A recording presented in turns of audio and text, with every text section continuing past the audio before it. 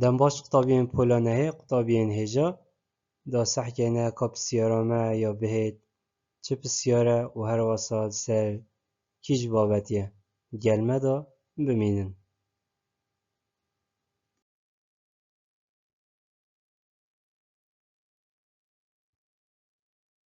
ولی قطابین هجا کم سحکینه نمونا سه جی پسیاره سهش و جی پسیاره کش تاقی کرنان اجتماعی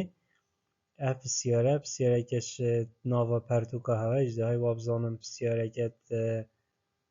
شراهنان آیان جی پسیاره کش اوین نمونه چی کار کره؟ پسیار بجید قطابین هجا ساده کرنا رگیم 20 سین کوم کرینی 45 سین کشکه قطابیان اوه پسیارت سر کوم کرنا برین رگ داره واتا دو برین رگ داری داینامه ایک 20 سینه یا تر 45 سین یا دامه هم ده سحکینه ساده کن واتا کرد کره هم ده صفت سر جیبجه کن دابومه ساده ببید بله قطابیان هکه هم بین نمونه بین نخواره وکیوه سحکینه گلی قطابیان اوه 20 سینه هم ده 4 لیدانی 5 کن 4 لیدانی 5 ده هر بیتا 20 بوچی ما 4 لیدانی 5 که چونکی 4 رگی خوی هم ده رگی 4 ورگیرین هر واسا 45 جی همچین بجنه 9 لیدانی 5 ده بیتا 45 بوچی 9 لیدانی 5 چونکی 9 رگی خوی هیدا رگی ما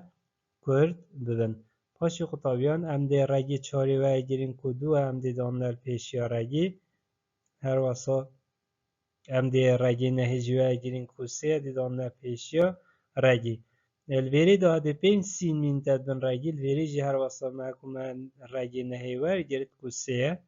ده هر 5 سین مینتد بن رگی و پاش قطابیان هم ده سحکینه جی رگی ما هر دو چانه هر دو جی رگی ما وکی ایکن 5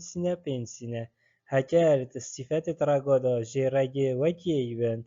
امشین او جمارید کبنه پیش یا رگا دیالی دا چلی کن کونا بین هر دو وان رگا کوم کرنه ده هر دو که دیالی دا کوم کن الویر دام دو بجنه دو کوم کرنه سه انجام دو بیتا 5 دو بیتا 5 چه تشت 5 رگی 5 سینه 5 سینه نایتا گوهرین دو وکیوه دانین هکم صحیح قطابیان ناف هل بجارد نادا هر چاره دا کیش که 5 رگی 5 سین هم صحیح برسوا بی 5 رگی 5 سینه اجبر هنده برسوا بی دویتا برسوا که درست بو اوی نمونه